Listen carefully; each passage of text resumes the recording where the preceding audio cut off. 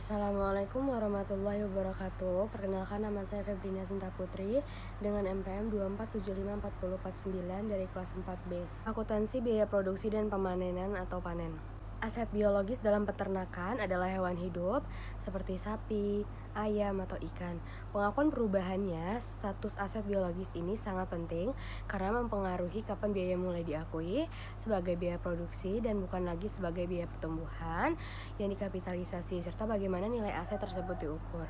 Kriteria pengakuan perubahan status aset biologis menjadi produktif itu atau siap panen biasanya didasarkan pada pencapaian tahapan fisiologis tertentu yang memungkinkan hewan tersebut mulai menghasilkan produk secara ekonomis. Misalnya sapi perah. Sapi perah itu diakui sebagai aset produktif saat mulai laktasi atau menghasilkan susu.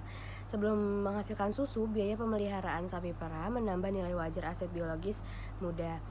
Yang kedua ada ayam petelur, diakui sebagai aset produktif saat mulai bertelur secara konsisten. Yang ketiga ada ayam pedaging atau ikan konsumsi, diakui sebagai aset siap panen saat mencapai berat atau ukuran pasar yang diinginkan. Setelah perubahan status ini, aset biologis tersebut akan terus diukur pada nilai wajar dikurangi biaya untuk menjual. Biaya pemeliharaan selanjutnya akan diakui sebagai biaya produksi yang diatribusikan langsung pada produk yang dihasilkan. Susu, telur, daging, bukan dikapitalisasi lagi seperti masa pertumbuhan. Contoh kasus 4.1 pengakuan sapi perah menjadi sapi produktif. PT Ternak Jaya memiliki 50 ekor sapi darah belum menghasilkan susu. Pada tanggal 1 Juni 2025, 10 ekor sapi darah tersebut melahirkan dan mulai menghasilkan susu. Nilai wajar 10 ekor sapi darah sebelum melahirkan adalah 180 juta atau 18 juta per ekor. Setelah melahirkan dan mulai laktasi, nilai wajar 10 ekor sapi produktif ini adalah 220 juta atau 22 juta per ekor. Jadi, jurnal penyesuaian perubahan status aset biologisnya itu tanggal 1 Juni 2025, aset biologis sapi produktif sebesar 220 juta, pada aset biologis sapi darah sebesar 180 juta, dan keuntungan perubahan nilai wajar aset biologis sebesar 40 juta, yaitu dari selisih 220 juta dikurang 180 juta. Biaya pemeliharaan hewan produktif. Setelah aset biologis diakui sebagai produktif, semua biaya yang dikeluarkan untuk menjaga dan mengoptimalkan produksinya akan dikategorikan sebagai biaya pemeliharaan hewan produktif. Biaya-biaya ini merupakan bagian integral dari harga pokok produksi. Pertama ada pakan dan suplemen untuk produksi, telur atau susu. Pakan adalah komponen biaya terbesar dalam peternakan, yaitu mencapai sekitar 75%. Kualitas dan kuantitas pakan secara langsung memengaruhi produktivitas hewan. Suplemen diberikan untuk mendukung kesehatan dan meningkatkan output. Contoh kasus 4.2, pembelian pakan sapi perah. Pada tanggal 5 Juni 2025, PT Ternak Jaya membeli 5.000 kg pakan konsentrat seharga 3.000 per kilogram secara tunai untuk sapi perah produktifnya. Jurnalnya itu persediaan pada kas atau bank sebesar 15 juta rupiah, yaitu dari 5.000 kg dikali 3.000 per kilogram. Lalu pada tanggal 10 Juni 2025, pakan senilai 8 juta digunakan untuk memberi makan sapi perah. Jurnalnya itu beban pakan produksi pada persediaan pakan sebesar 8 juta.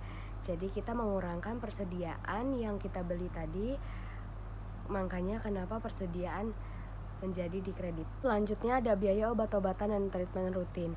Biaya ini mencakup pengadaan vaksin, vitamin, antibiotik, dan biaya lain untuk menjaga kesehatan hewan produktif. Treatment rutin seperti sanitasi kandang, pemeriksaan kesehatan berkala, dan penanganan penyakit ringan juga termasuk dalam kategori ini. Lalu ada biaya tenaga kerja, pemelihara, dan pemanen.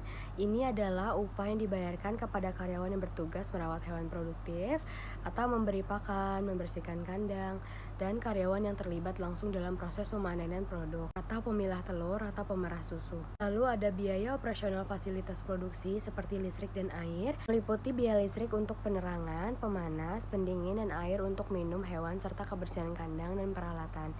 Biaya ini penting untuk menjaga lingkungan produksi yang optimal. Semua biaya-biaya yang disebutkan tadi itu jurnalnya sudah pasti debitnya adalah beban dan kreditnya tergantung dia bayarnya tunai atau utang. Perlakuan biaya penggantian atau peremajaan induk.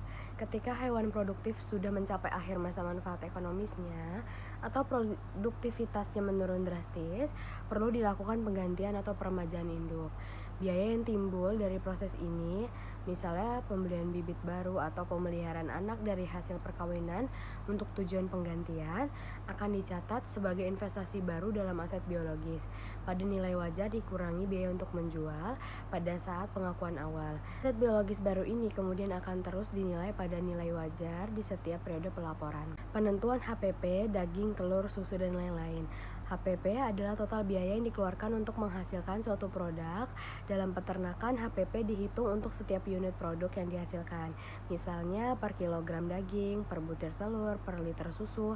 Menghitung HPP dengan akurat sangat penting untuk yang pertama, menentukan harga jual yang kompetitif dan menguntungkan. Yang kedua, menganalisis efisiensi produksi.